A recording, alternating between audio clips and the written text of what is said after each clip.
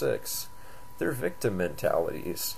Like religion, Jesus was persecuted. Bill O'Reilly says there's a war against Christmas. The neo-Nazis claim that the Jews are out to get them, even though they're the ones out to get the Jews. The Mormons always talk about how their ancestors were hunted down like animals. So many religions and conspiracy theories always include evil, victimization, etc. People like feeling victimized. Just look at emo kids.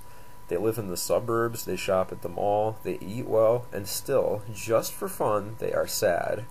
People like to feel victimized and wronged. It's why the nation was so united after 9/11. We felt like someone wronged us. And now we have wronged hundreds of thousands of people because of it. Victimization leads to escalation. So to recap, no proof is required to believe in conspiracy theories.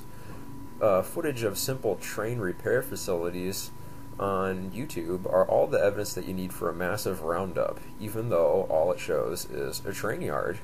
Number 2, anyone who starts a conspiracy theory yet offers no proof for it is kind of like a prophet. CTs just take what they have to say on faith. 3, there's always a way around the facts. Anyone who questions the conspiracy theory is a sheeple, not a believer, and they shouldn't be trusted.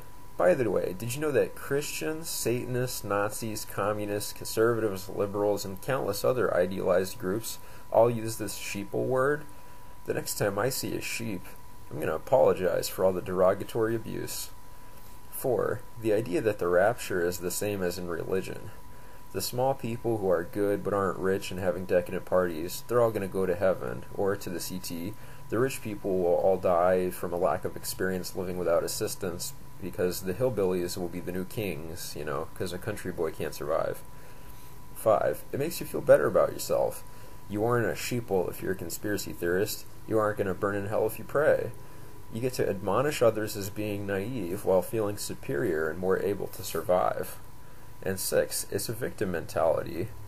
Some scientists believe that this is physically addictive, like chronic depression. The mind continually thinks cynically and imagines only the worst. And this changes the way your body creates certain proteins, and it becomes a cycle like drug addiction. The government is out to get me. Satan is out to get me. I am powerless against them.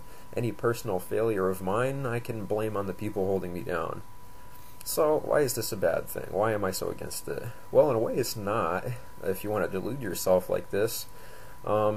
Say that you think that someone who gets really good grades in school is just being brainwashed really well.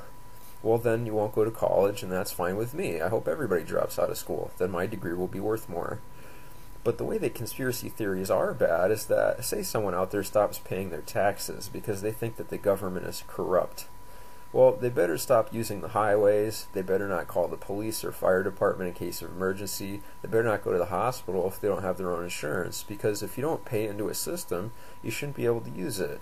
Whether you're like the Federal Reserve or not, and I don't, or whether you like the bailouts or not, and I don't, you're not better than everybody else. If you think you can if you think you are, then, call yourself what you really are, a supremacist. This country has serious problems, huge problems, lots of them, but buying rice and praying won't solve them. If the police are corrupt, then be the police. If the politicians are corrupt, expose them. If the media is too entertaining and not substantial enough, then call them and say something, or don't watch it. But get involved. Don't just pretend to be a victim. How long are you going to spend your life how much of your life are you going to spend waiting for martial law, and what if it never comes? Be prepared if you'd like. I have a 3-month supply of food at my house. I hunt and grow my own vegetables. I'm very self-reliant. But I realize what that is. It's a hobby I can eat if I get hungry.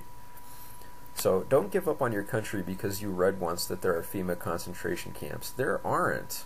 Or because you don't like the Federal Reserve. That one I'll give you. It's a bad system. But the more you push yourself away from a society, the less control you have over it. Take the power back through action, not inaction.